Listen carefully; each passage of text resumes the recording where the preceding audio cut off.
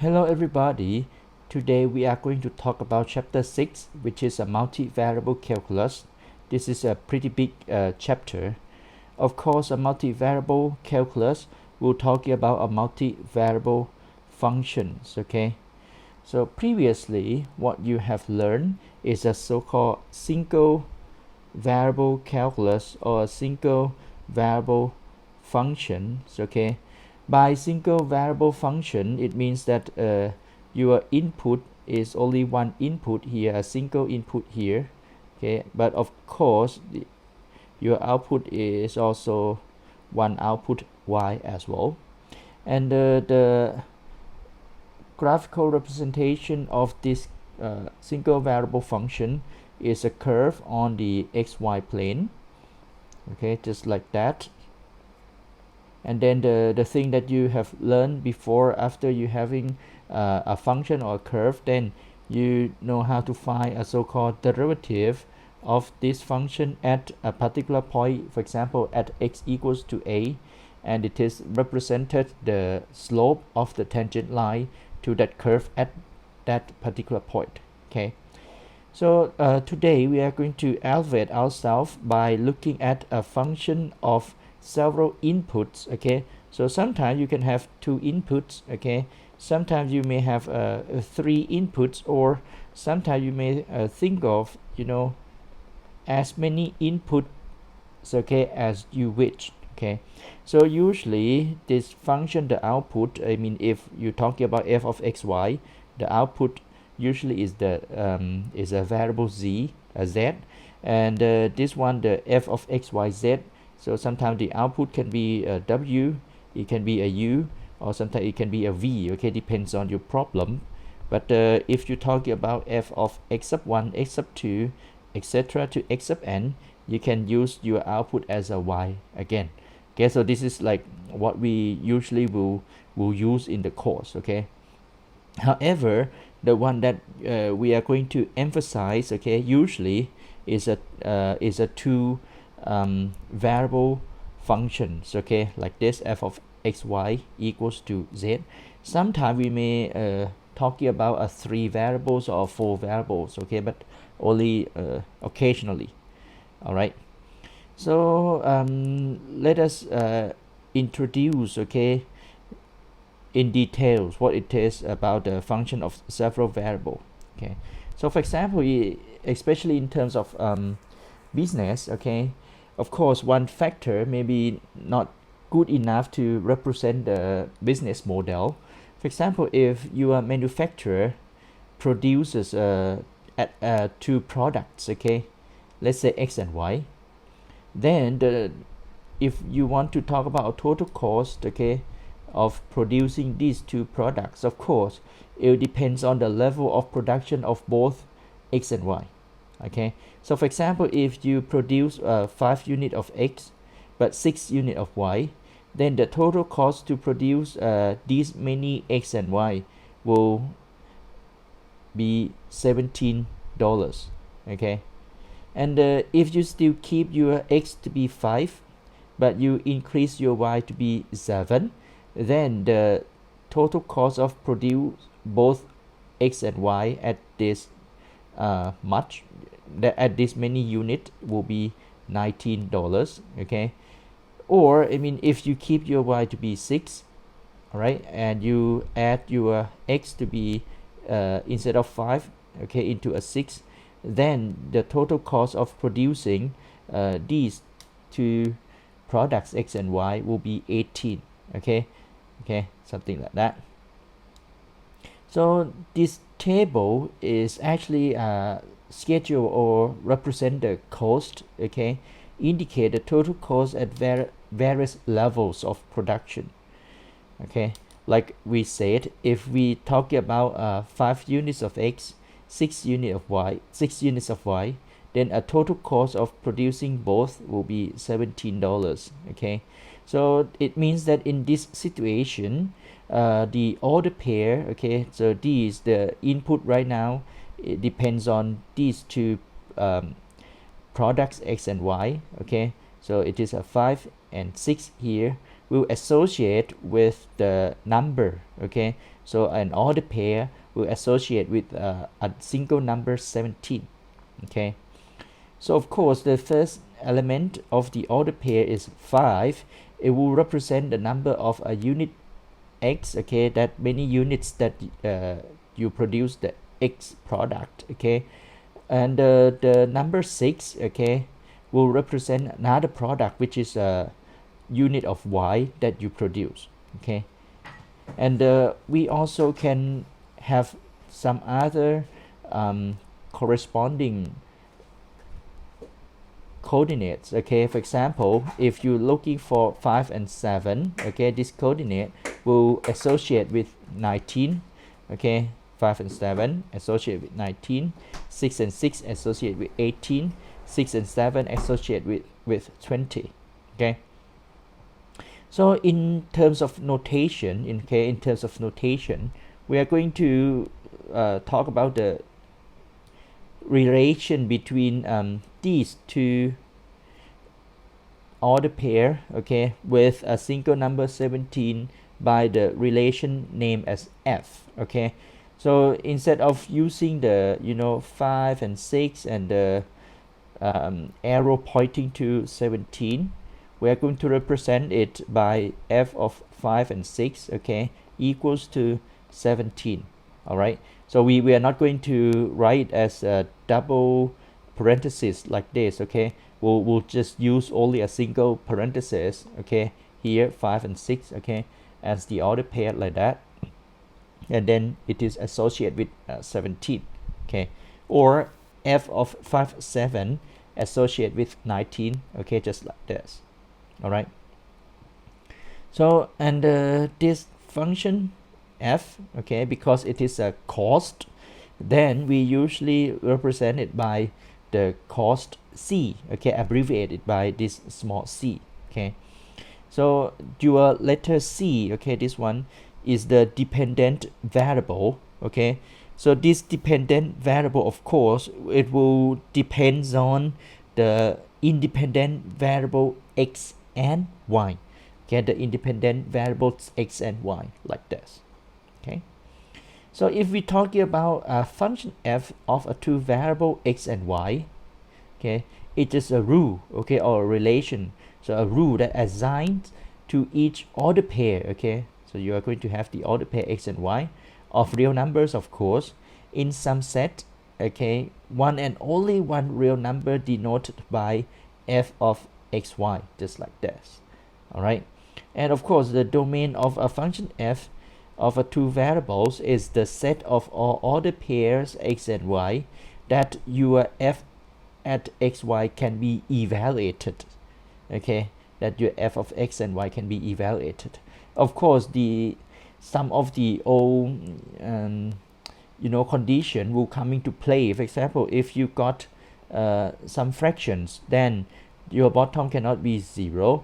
If you have a square root, then the one inside the square root must be non-negative, something like that. So all this kind of condition, okay, the same old condition as you have learned in single variable calculus will come to play when you want to determine the domain, okay, of a function f of xy, right? For example, this function, okay, of course, I mean, if you want to find f at 1 2, so it means that you're going to replace your x by 1, your y by 2. Oh, and it happened to be 5 over 5, which is 1.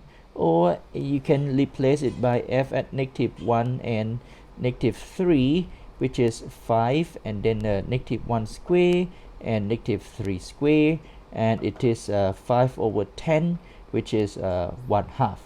Okay.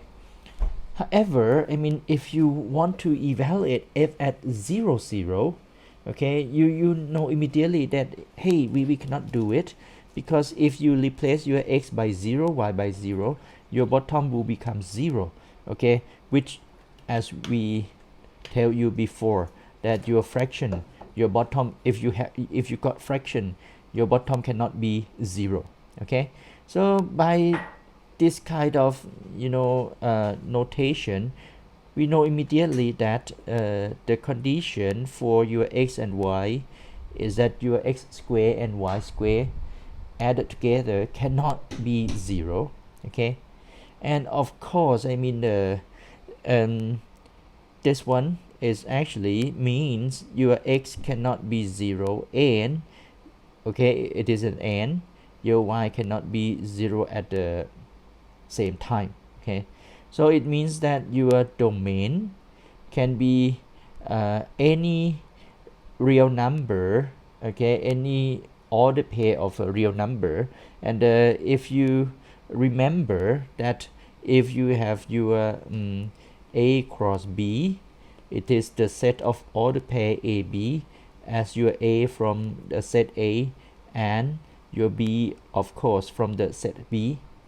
So in terms of order pair of a real number, then we talking about the R cross R. Okay, so of course it will be the set of order pair of both A and B came from the real number R, and usually we represent it by R2, okay, or R square.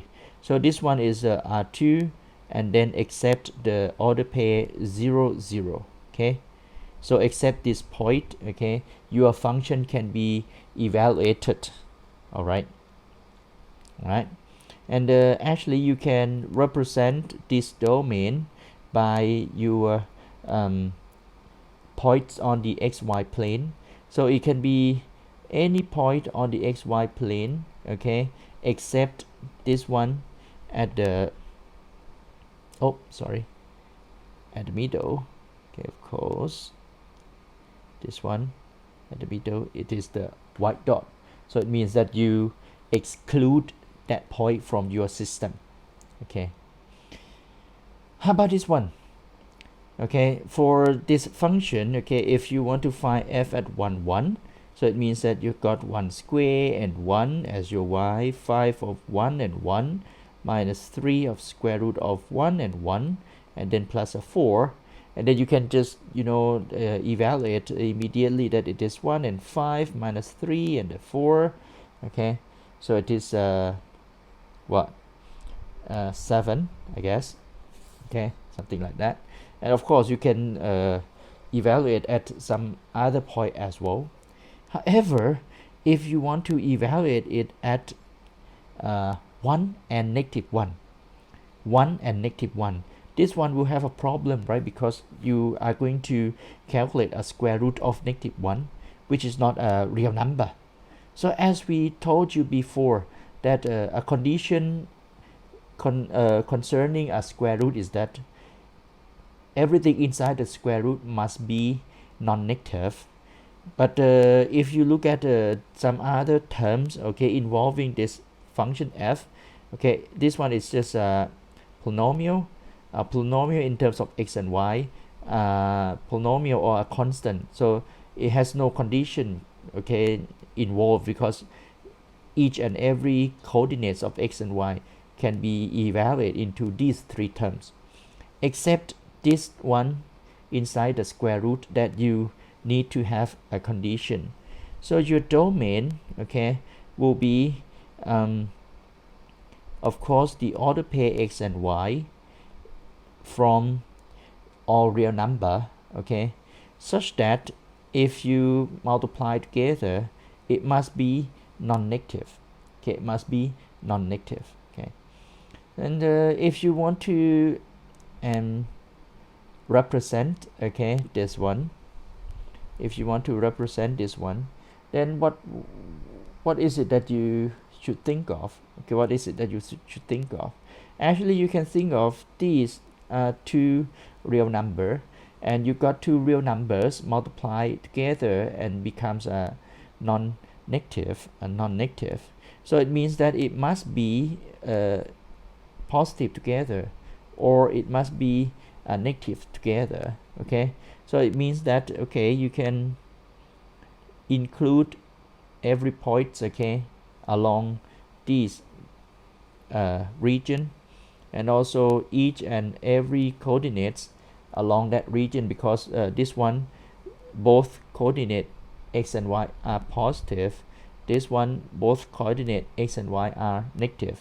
However, if you talk about this one, which is negative and positive, or positive and negative in terms of x and y, then after you do a multiplication, it becomes a negative number, right? Okay. Where else that we can include? Okay, so you see that it can be 0 as well. So it means that your x can be 0 and your y can be anything, or your y can be 0 and your x can be anything, right?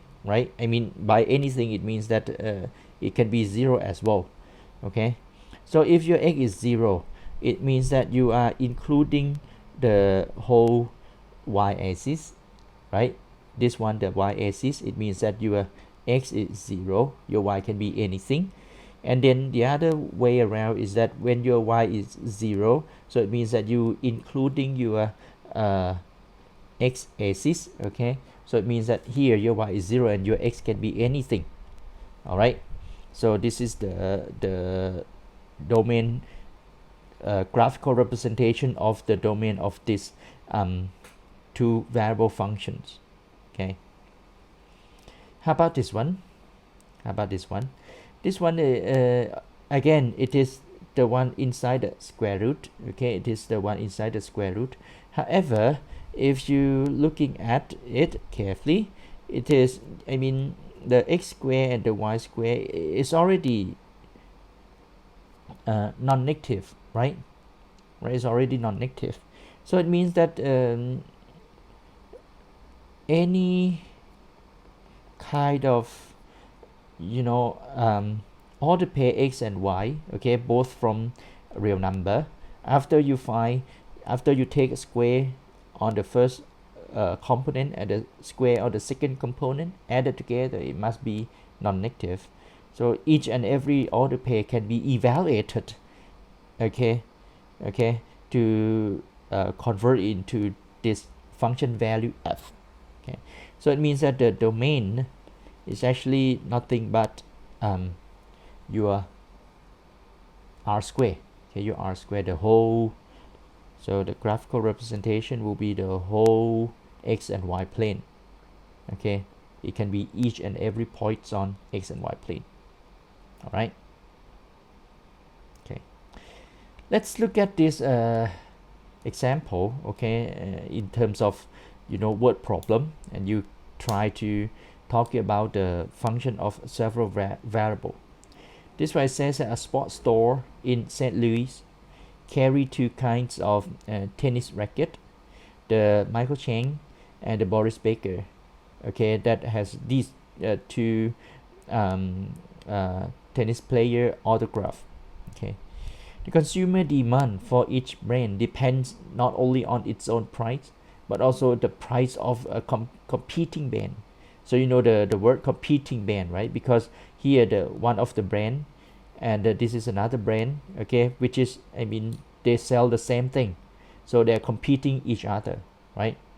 So it means that for the first brand, they got their own price, right? Let's say a price number 1, and for the second brand, they also has their own price, the price number 2. But then the demand, okay, the demand of each brand, okay, the demand number 1 depends on both price number 1 and price number 2, and demand from the second brand, okay, also depends on the price number 1 and the price number 2. Does that make sense? Because as you go to buy something, you must compare, right? I mean, if you have two brands with the same product, you compare the price of each brand, right? And compare some other thing. Is it? Okay, so that makes sense. Okay, that's pretty makes sense.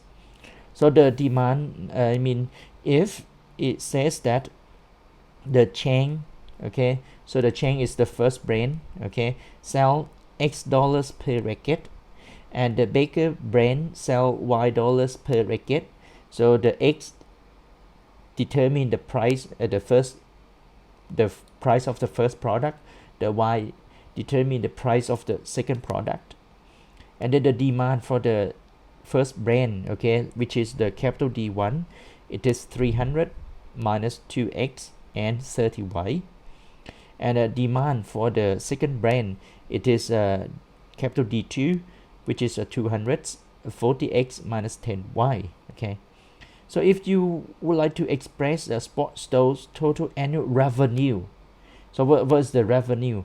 The revenue is just simply the money that you get from all the selling, right? Okay, if you can sell these rackets, okay, as a function of the price and x and y, then what was the revenue?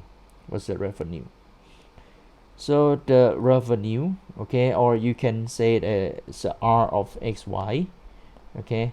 So of course it will be a demand, which is a number of selling, okay, of your first product. This is the total selling of your first product, okay, like this many item.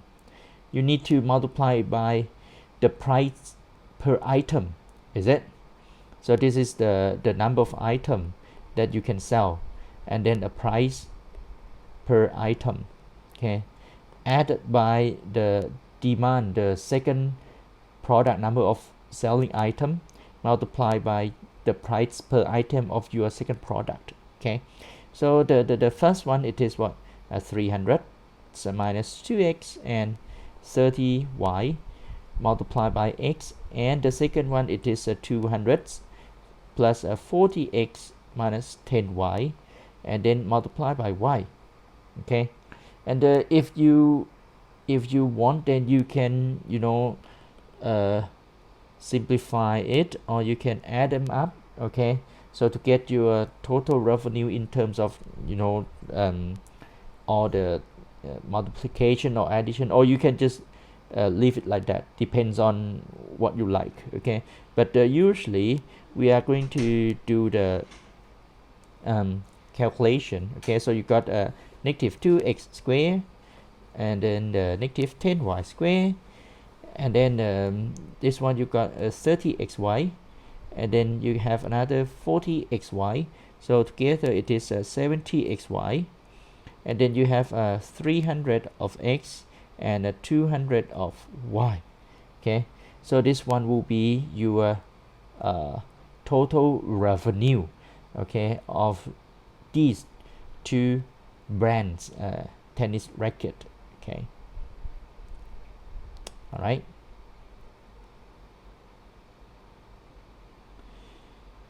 So in terms of two variable function, okay, so this one you talking about the z as two variable f of xy. In terms of two variable function, if you want to represent this function graphically, then you need a three-dimensional space, okay, or a three-dimensional rectangular coordinate system to represent this function, okay. And usually the x-axis will be the one that pointing out like this, and the y-axis will be the one that pointing like horizontal like that. And then the z-axis, you need to imagine that actually it is the one that pop up, okay, from the floor. So this one is look like, you know, these one look like a floor here, okay. And then your z is is like a height, okay, that is elevate up from the floor, okay. So if you're talking about the point x0, y0 and z0, so it means that you are going to travel along the x-axis for x0 unit, and travel along the y-axis for y0 unit.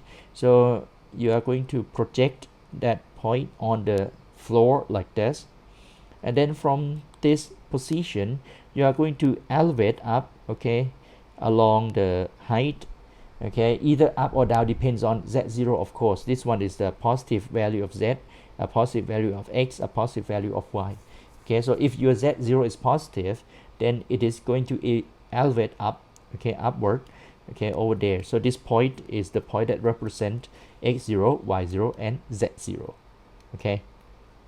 And of course you can, because this one is actually can rotate, okay, in any direction. So if you rotate it this way, then the floor becomes here, okay, x and y. Or if you rotate it this way, then the floor will be there, okay, and your z will will point this direction or that direction. Actually the direction of a positive value of z depends on the so-called right hand rule, but we're not going to emphasize all these to you, okay. This one is just an introduction, okay.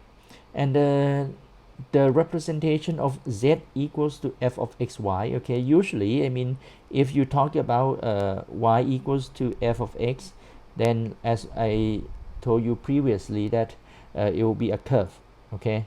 So now instead of a curve, okay, this curve will be like unwrapped, okay, into a so-called a surface, okay.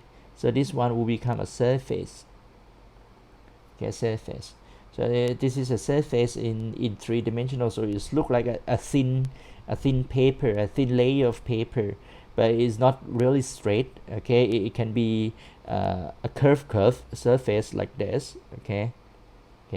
So it can be a bended sheet of paper, all right.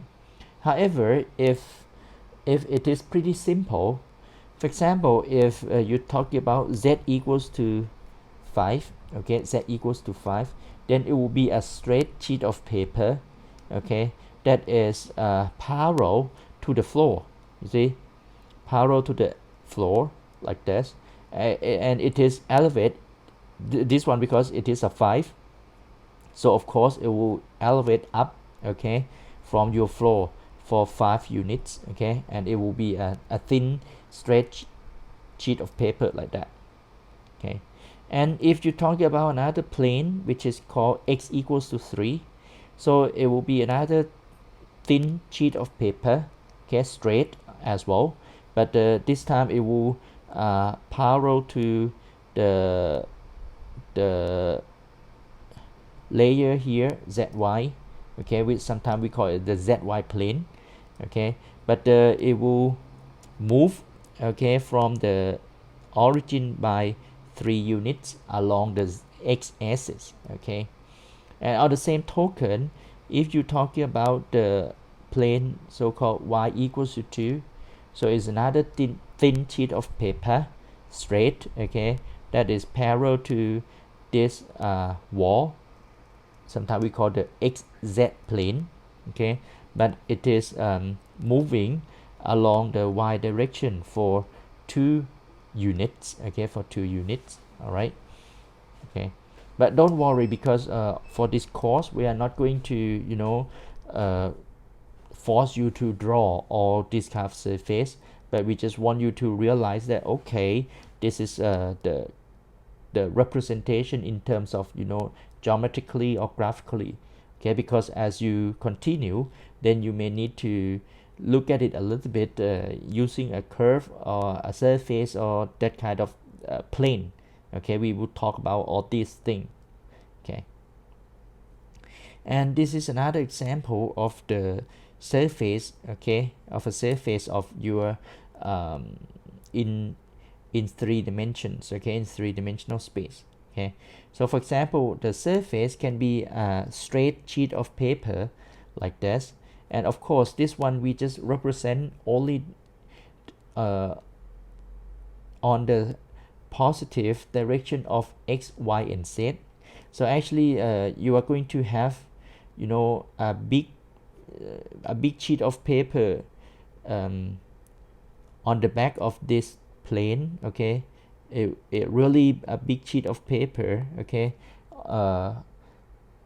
outside this plane, okay. So you can look at it as you have this one as your room, okay, and this is a corner of your room, and then it looked like we got one sheet of bending wall, okay, along the corner of the room, but actually outside the room you also have something, continue outside, okay. And this one, because you got x and y and z together, then your plane will look like this. However, if one of your variable is missing, then the plane will look more simple. Okay, for example, this kind of plane. Okay, if your y is missing, then it will look like this one, you know, along this room, and then actually, as I told you, outside the room as well. Okay, and also this kind of surface, sometimes we call this kind of surface as cylinder, even though it's not a really full cylinder. Okay, and this one, your y is absent, so it look like, you know, the parabola. You see a parabola, but then this parabola is unfold, okay, to be a surface like this. Okay, unfold. And also this one is one of a famous surface, okay, which is a sphere. Okay, which is a sphere. And of course, I mean, if you can remember, this one is a circle of radius 5, right? So if you add one more variable z, it becomes a sphere of radius 5 as well.